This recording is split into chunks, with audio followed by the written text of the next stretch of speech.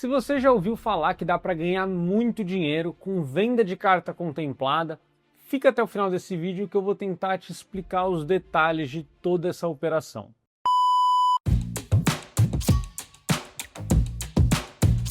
E o primeiro ponto que eu queria alinhar para a gente já começar sem enrolação como sempre, é que a gente vai discutir uma estratégia sim de investimentos, mas que não é nada milagroso. Se você está buscando alguma coisa, alguma promessa do tipo de ganhar dinheiro com tigrinho, alguma coisa de ficar rico do dia para a noite, isso não é para você. A gente vai discutir sim aqui uma estratégia séria e sólida para construção de longo prazo. Então não tem nenhum milagre no que a gente vai falar aqui. Embora eu saiba que muitos colegas de trabalho, ou seja, outros vendedores de consórcio, vendam essa ideia de que você vai ficar rico muito rápido. Sempre que aparece essa ideia, eu sempre me questiono, olha, se dá para ficar rico tão rápido, quantas cotas ou quanto de patrimônio esse tal vendedor tem? Porque se ele tem um caminho tão milagroso, por que ele não pega um empréstimo, por exemplo, coloca o imóvel dele em garantia e compra uma porrada de parcelas, entende? E para a gente já começar a aprofundar sobre o tema, eu precisava explicar um pouco sobre a dinâmica do porquê que se vende uma carta contemplada, por que ela tem valor de fato. E o primeiro ponto é que quando você compra o consórcio e ele ainda não está contemplado, ele não tem de fato valor, porque a grande barreira do consórcio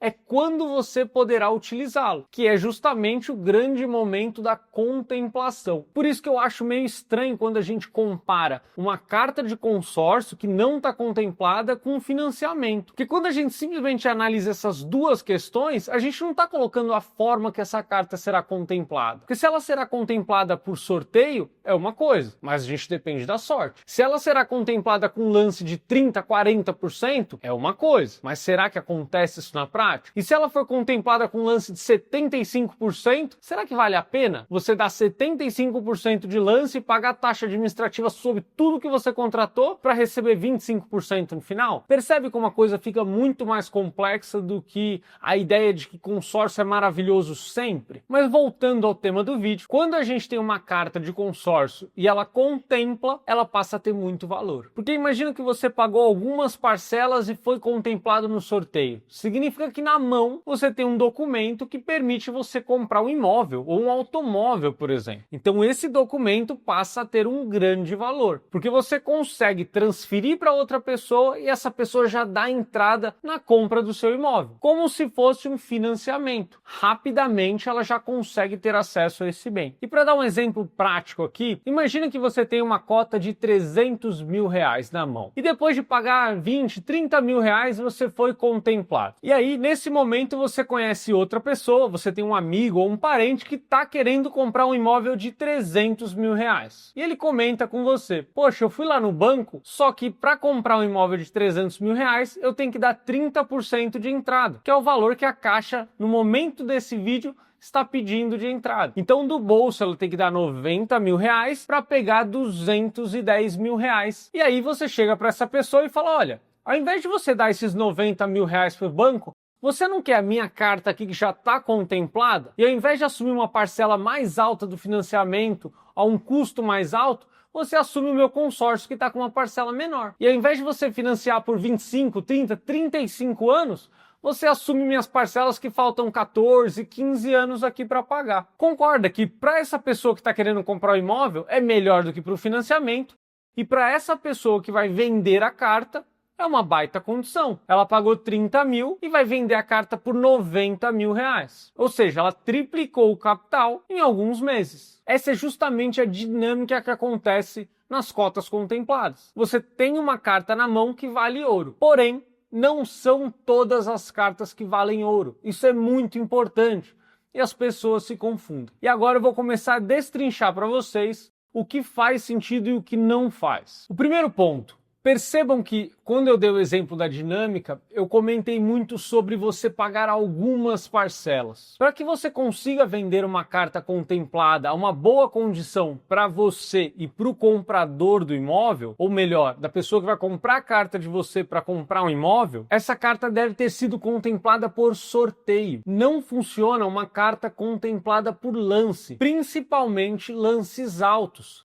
Porque se a pessoa pode simplesmente comprar uma carta e dar lance, para que ela daria todo o ágio para você? Além do lance que você pagou e das parcelas, ainda ela tem que te dar um lucro. Então não faz sentido. E aí, quando eu falo para você que a carta precisa ser contemplada por sorteio, o primeiro alerta aparece. Carta contemplada por sorteio depende de sorte, como o próprio nome já diz. Isso é um fato. E além de ter sido contemplada por sorteio, ela tem que ter sido contemplada numa fase inicial. E para entender o porquê disso é muito fácil. Imagine que você já pagou muitas parcelas do seu consórcio e faltam poucas parcelas para você quitá-lo. Concorda comigo que para você vender isso com lucro, a pessoa vai ter que te pagar tudo o que você pagou e ainda um ágio sobre esse valor. Então, na prática, isso não vai ser viável. E aí você pode me perguntar, poxa, mas a carta precisa ser contemplada por sorteio, ou seja, eu dependo da sorte, e também tem que ter sido contemplada rapidamente. E aí eu te respondo, exatamente. Por isso que a qualidade do grupo em que você entra interfere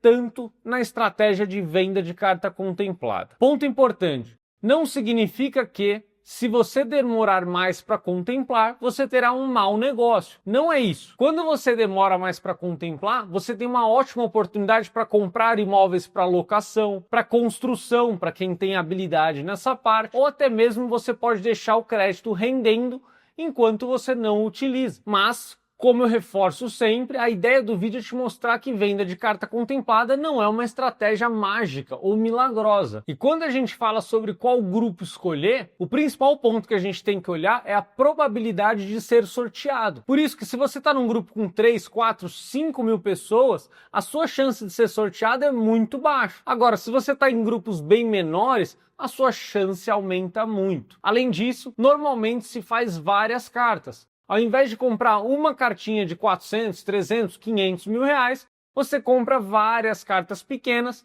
e aí você começa a ter mais probabilidades. Quando a primeira contemplar, você já vai ter um ótimo lucro, vai conseguir fazer mais duas, aí a sua chance aumenta e assim por diante. Por isso que os grandes investidores de consórcio levam anos para construir uma ótima carteira. As pessoas que têm 10, 15, 20 anos estruturando toda essa carteira tem um número gigantesco de cotas. A probabilidade de ser contemplado começa a aumentar muito, porque essa pessoa tem cartas que foram compradas há 10 anos, tem cartas que foram compradas há 2 anos, tem cartas que serão contempladas no meio, no início, no fim. E independente de quando ela for contemplada, ela terá um bom resultado. Mas é importante saber que em cada fase você terá uma estratégia diferente. Se você quiser saber como fazer todo esse processo no detalhe, eu vou deixar aqui o link do MCPC, o Manual de Construção de Patrimônio com Consórcios, onde você terá quase 3 horas de aula explicando como fazer toda a construção de patrimônio com consórcios da forma correta. E por fim, eu gostaria de explicar um pouco sobre a modalidade adequada. Muita gente diz que você consegue ganhar muito dinheiro com cotas de automóvel, com cotas de imóvel, cotas de serviço, com qualquer cota de consórcio. E não é bem assim. O ideal é que você utilize cotas de imóvel de prazos longos. E isso acontece por uma questão simples. As cotas de imóveis têm muito mais procura